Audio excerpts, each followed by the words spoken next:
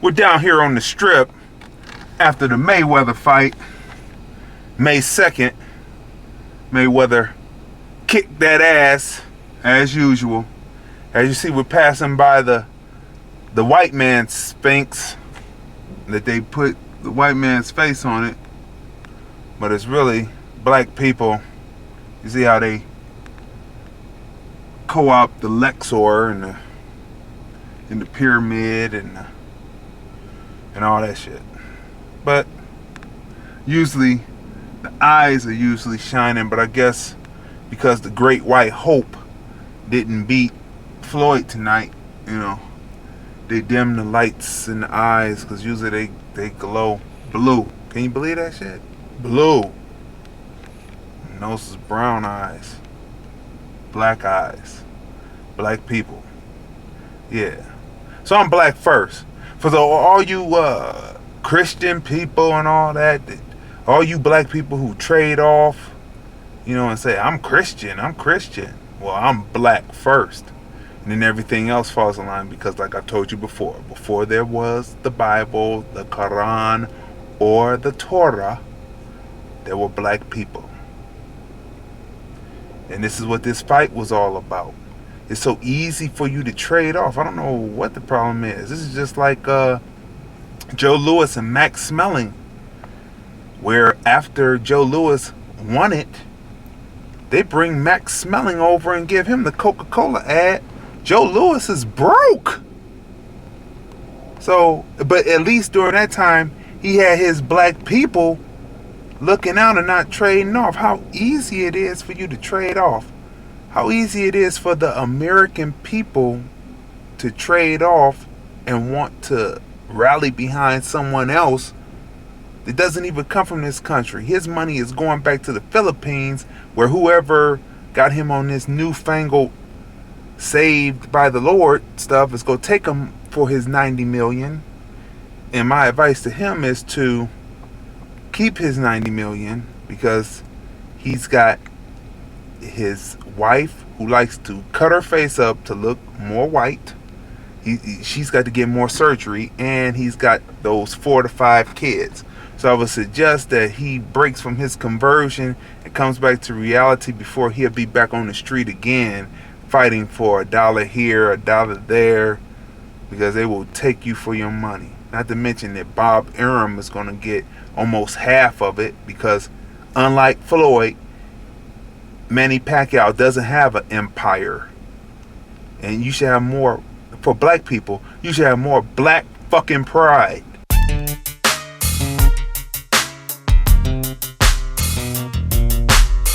Crazy Dee Show Master. You're watching the Crazy Dee Show. This is Crazy Dee, CrazyD, the Crazy Dee Show. Crazy on Dion, aka Crazy Dee. Stay tuned. More action, more cars, more adventure, more all of that, more skits, more fun on the Crazy Dee Show. Stay tuned. For all you dumb sellout motherfuckers that didn't vote for May wins, hashtag May wins. You see that shit? It says, who will win the bout? Vote now on Twitter. May wins. For all you dumb motherfuckers that sold out because Pacquiao is Christian and all that. Well, look at that. 62% said. And look at that shit. Well, y'all some dumb motherfuckers. That's all I can say. Instead of acting so goddamn jealous. So you better get in your Bibles a little bit more, because you better fall back on Paul and say, people aren't perfect. I thought Jesus was perfect. I thought you were following Jesus, not Paul. How easy it is for you to trade off and be hateful and hate someone because they did what was necessary legally to make money. Y'all probably the same type of motherfuckers that sold dope to your own people. So easy to trade off. Y'all some motherfuckers, boy. Yeah, but I'm black first. So when you deal with me, I come straight up. I don't sell out. I don't flip over sides. I'm black first. But I treat everybody equally, and I treat everybody the same. But I'm black first. Period. So that's it. That's all I wanted to say about that. You trading off motherfuckers. And you non-having pride motherfuckers from the other dark races. You know, we already talked about that being a fake, fictitious thing. But all y'all motherfuckers just saw a story on Vice where the Chinese want to cut themselves and make themselves look white. And they only trust white faces. And the white faces come over there and play them as if they're somebody and they're really nobody, and they giving them money and shit. Y'all motherfuckers, all y'all different dark-skinned races, you know, the black people that want to trade off, the brown people that trade off on their own people, the red people, the yellow people that trade off on you, all this crayon coloring book bullshit that they made, y'all better wake the fuck up. Y'all gonna trade off talking about Christ. Damn it, for what black people had to go through, that ain't nothing but God. They stole us from the land, sold off by our own people for some beads and trinkets and deals and shit. I got the footage on that. I'm gonna put that up. That was interesting when I talked to an African. This is something that some of my ancestors contributed to. I mean, it happened in what, 500-600 years ago, but oh yeah, I mean, the people of Ghana are very wonderful people, very welcoming, and you know, they know their history. They're very welcoming of Americans in general. Mm-hmm. So you say it's actually Ghana was the first country anywhere in the world where American Peace Corps were welcomed. Okay. So when you're saying your people were part of it, are you saying what I'm saying is the slave trade? As I mean, it was Africans who sold fellow Africans to the Europeans. So it was a trade. That's why it's called a trade. I knew that already, but he came from their perspective and how sorrowful they are now. But we were traded, slave trade, traded, put on the bottom of ships, didn't know the English language, learned all that within 100 years from being free. In between that time, we were learning how to read and write, but within 100 years, from 1865 to 1965, we fought to get what we get. God damn it, y'all so easy to trade off. I'm Sheryl Underwood. We are here in Las Vegas at the fight of the century. Mayweather has unified all the titles. It's going down, but a lot of sad people here. A lot of people supporting Pacquiao. I'm Team Mayweather, but I like Pacquiao because he just got saved.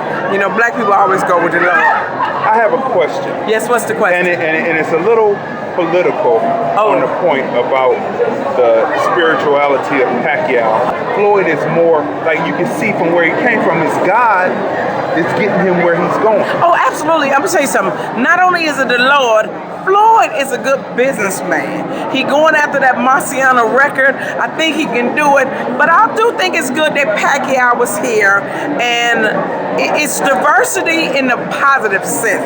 Now, if we could get these two brothers to get together and stop that police brutality, then it's on and popping. And where our president say he got the bucket list with the F on it, then join our president, it's on and popping. Okay. Like Don King say, only in America. Only in America. It was a trade.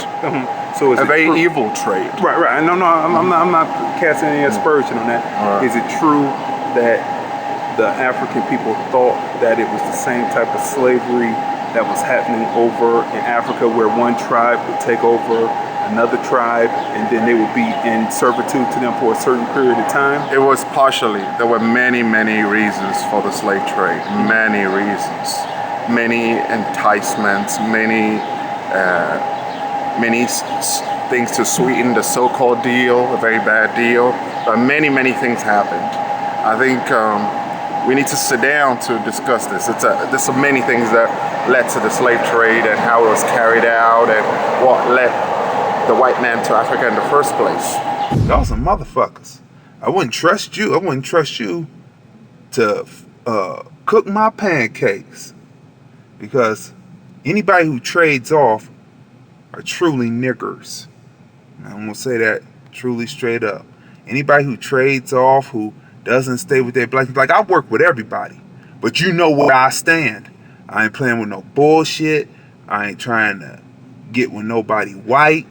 I ain't trying to get nothing. I do my business and I work with everybody equally. I treat everybody the same because I am a human being. So I treat humankind, like I, as a human being, would want to be treated. So I work with everybody. But let's not get it twisted. Y'all motherfuckers, I wouldn't trust y'all to cook my cake, to bake my cake, to flip my cake, my pancake. None of that shit. You know, I definitely wouldn't trust you. I wouldn't trust you. Niggas so easy to trade off. So that's it. And I said niggers. That's right. Nigger. Never intelligent, getting goals eradicated. Not my nigga. Never ignorant, getting goals accomplished for sure. Definitely not that. So y'all trade off so easy. Y'all some niggas, man. For real. Niggers, man. Y'all some niggers for real, man. I'm a black man. So I hope the brown man and the brown lady be the brown lady and the brown man that's Latino and Latina. I hope that the red, the Native American and the Indians from India will be who they are and stand up for their own people. Quit trying to be white. And definitely the Asian people. Quit trying to cut your face trying to be white. Damn. Stand up. Have some goddamn pride. I'm a black man. Yeah, we're representing BBP from Springfield, Massachusetts, and we were just here at the fight. It was a great fight. Floyd had a lot of haters, a lot of people that thought he couldn't do it, but he made Pacquiao look average. Exactly. Made him look average. Pacquiao averages about 60 punches per round. Sometimes he's throwing 15, 20 punches per round. Floyd was able to neutralize him, kept him at bay. A lot of swift movement by the ropes. Got in trouble in the fourth round. Pacquiao was able to land some shots, but that was a stationary Floyd. Once Floyd started to move and time his shots, you know, you could just see Pacquiao reaching. He was unable to kind of land that left, but he did land some good punches. But I think the Maidana one fight was a little tougher. Yeah. Because Maidana, you know, he was throwing some awkward punches. So even when Floyd would duck down, Maidana was landing on the back. Pacquiao couldn't figure out how to actually land because Floyd would do the same thing. Back up, and Pacquiao got to start over. You got to reset. Tell me about the audience on the inside because it seemed like the energy was different than the standard. Yeah, it was. Fight. Well, it was typical Mayweather fight where they boo him. They boo him all fight long, and that's a shame because a lot of people miss out on his greatness. And tonight he proved it. He took someone like Pacquiao and made him look average. Yeah. But the you know, normally the audience in there's not too many black people in there. There's a lot of Mexicans. There's a lot of whites, and they boo him. They boo him bad, and it's a shame because they're missing out on greatness. The Crazy Dee Show. We're down here in the MGM. As you see, the party has started in one of the many clubs within inside the MGM. DJ cutting it up. Yeah, it's going down. After the Floyd victory, May 2nd, 2015. Remember the day. Yeah. Hey, I'm IcyWhite. I'm out here in Vegas. I'm with my crew Together Records. We out here promoting our CD. It's called Us Against the World. Check it out. It's hot. We just left the Mayweather versus Pacquiao fight. Mayweather did his thing. We already knew he was going to win. He did his thing. Okay. So let me hear your best 8 bars. My best 8 bars. Listen, quick fluff. I'm going to show you how this hip hop shit go. Because it ain't about the beat, but it's all about the rhythm. I'm the hottest bitch alive, but I'm really finna kill him. In the village, I'm the illest. In the kingdom, I'm the queen. This shit really finna sting. And I'm looking like, hold up, this world finna corrupt. If we don't just wake up, we gotta get our cake up. Cause you only live once, so I'm coming with a punch and it's just like this. I spit nothing but the truth and the truth come to light, so when you do this right, I'ma take it to the booth, to the show, I'ma bring it with the mic. You only get one shot, you only get one block, you only get one pop, you don't get no stops. Alright. So where are you from originally? Cincinnati, Ohio. Cincinnati, Ohio? Ohio, right. Yeah. And website? You can follow me on Facebook, IcyWhite. You can follow me on Twitter, IcyWhite. You can follow me on Instagram, India_So_Healthy Hair. So is spelled SEW, and it's healthy hair. Specialize in sew wheels. India So Healthy Hair. We down here on the Strip. They can drop that Manny Pacquiao sign off the side of the building. That Great White Hope, they can drop it off the side of the building. Nike can drop it off the side of the building like them racist motherfuckers dropped down LeBron's billboard when he went to the Heat to show him how to really win championships. Now they back, they put one back up, but they can drop the Great White Hope off the side of the building because they didn't take out the modern day Jack Johnson. The party just begun. We're down here on the Strip, Las Vegas, MGM Grand. You know what I'm saying? Afterwards, we got to go in here and see what's happening afterwards. Yeah. There's gonna be some shit, finding parking spaces and all that, but you know, after a fight like that, do you realize that Floyd Mayweather, they made Manny Pacquiao his nemesis, right? All through the time, and it was really nothing because he could have took him out a long time ago. But 5 years ago, old boy was on them roids. But you know, that's all water under the bridge now, you know. But he could have took him out then, but you know, it would have been more of a challenge because dude was pumped up on them roids. You know, that was part of that conversion too, you know, getting off them fucking roids. But, you know, so we're down here. We're going to enjoy ourselves and see what's happening. See what we can get as far as interviews. You are watching the Crazy Dee Show. My name is AndreasHale with Ring Magazine. I'm from Las Vegas. So the fight tonight is exactly how I expected it. I called it 5 years ago. I'll call it the same way tonight. I predicted it was going to be 116, 112 Mayweather, with Mayweather sliding into his comfort zone in the third and fourth round, taking over the fight. That's exactly what he did. He used his jab to keep Pacquiao at bay. He never allowed him to get in the rhythm, and he was dominant throughout. Okay, so did you think Pacquiao quit in the later rounds? No, I just think he didn't know what to do. Yeah, with somebody like Floyd Mayweather who takes away your great weapons and makes you think, Pacquiao had to think a lot, which was a result in the punch stat output that Mayweather threw more punches than Pacquiao, and nobody expected that to happen. But it was the movement that kept him off base. So in the presser, did Manny finally admit that he lost, or did he say he felt he won the fight? No, he felt he was the aggressor. He felt like he won the fight. He felt like he did everything he was supposed to do. Both he and Freddie Roach are clearly delusional in my eyes. I just don't see any way that they could have saw that they won the fight. They only landed 19% of their punches. And you can't beat Floyd Mayweather landing 19% of your punches. That's abysmal. Did anybody ask him if he was willing to talk to Floyd about Jesus Christ after the loss? Somebody did. Floyd didn't really answer that question. He said he just wanted to enjoy his victory and go No, they asked Manny. Oh, asked Manny. Nobody asked Manny. Because, you know, no one asked him. Not after the press conference, no. Actually, Manny was pretty quick. He answered a few questions. He talked about he had a shoulder injury that he sustained 2 weeks ago, which we'll be talking about probably in the next couple days. The Nevada State Athletic Commission said there was no file claimed about him being injured. He wanted to get an injection in his shoulder before the fight. They said no.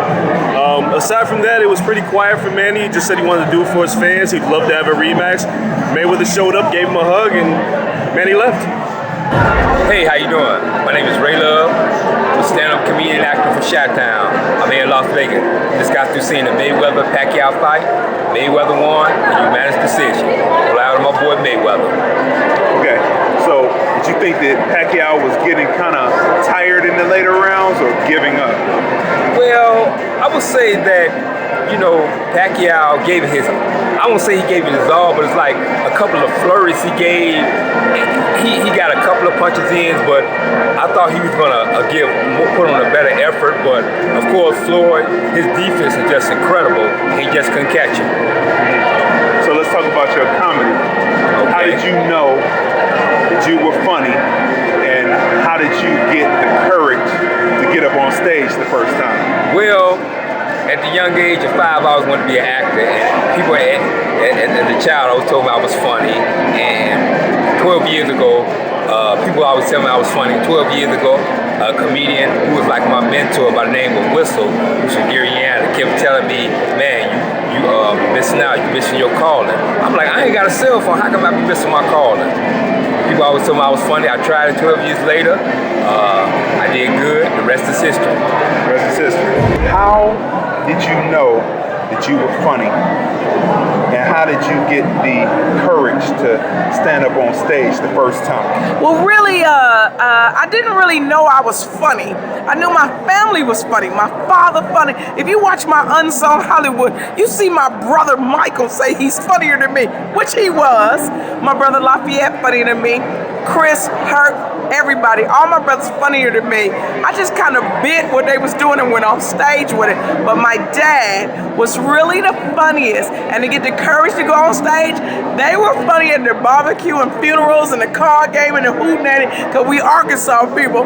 I just decided to make some money off of it. That's really what happened. And we were always funny at church. We were funny after church. You know, we only drinking people, they sober up to go to church.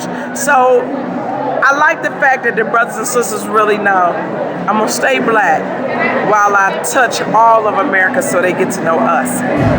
Crazy Dee show massive. As you see the party, it's jumping, more and more people. You know, it's a great time. It reminds me of home. I see these many black people all in one place in Las Vegas too often. So it's a good time. The Crazy Dee show. So what do you tell up and coming female comics about getting up on stage? Well, what I tell up and coming female comics is the same thing I tell male comics. Put God first and everything else will fall into place. The Lord will tell you where he wants you to go.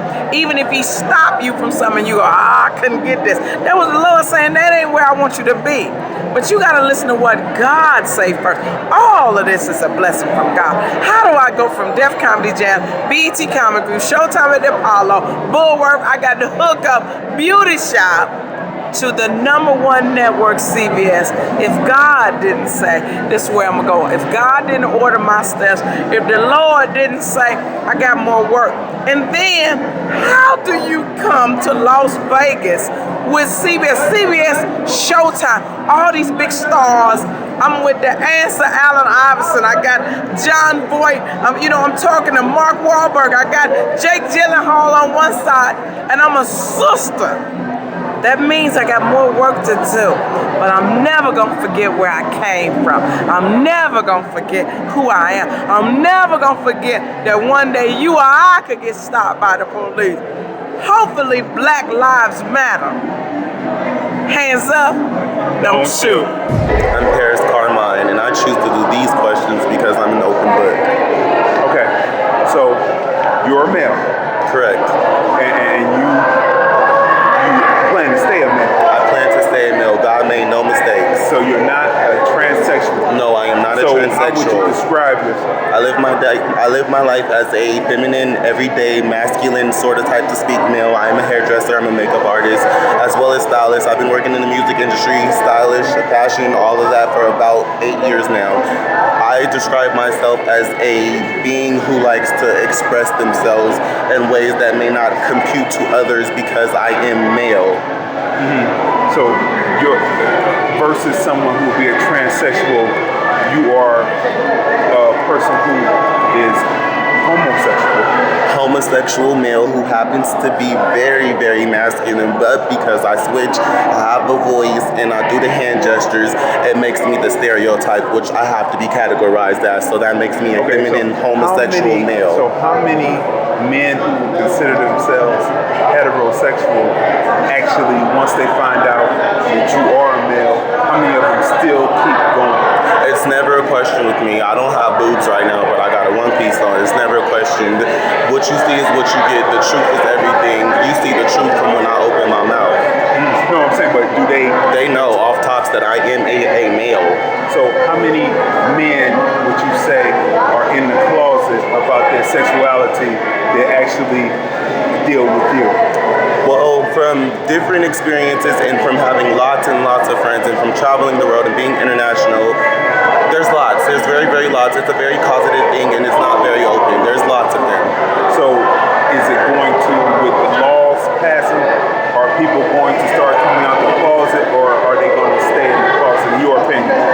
People who like their jobs and their wives will stay in the closet. People who want to be liberated and be like Bruce Jenner will express themselves. But due to malfunction, it's going to be have and have. We have to have balance, people. Is there anyone that needs to leave immediately? Crazy Dee Show massive. Listen, man, if you wasn't here May 2nd, the Mayweather fight, you missed out. So I showed you a little bit of what it is in this special edition of the Crazy Dee Show Fight Weekend 3. All right, talk to you in a second. It's been a whole year since last I composed beats and prose to let y'all niggas know whose I is. Did you hear? I was chilling in the back watching you white fools bumbling around, begging others to put your beats down on CD, cassettes, and vinyl. But with my return, your exercise in futility be finally over. Then you hear get your copyright sure publishing type, so you get paid, but you failed that grade from the whack loop to the same old.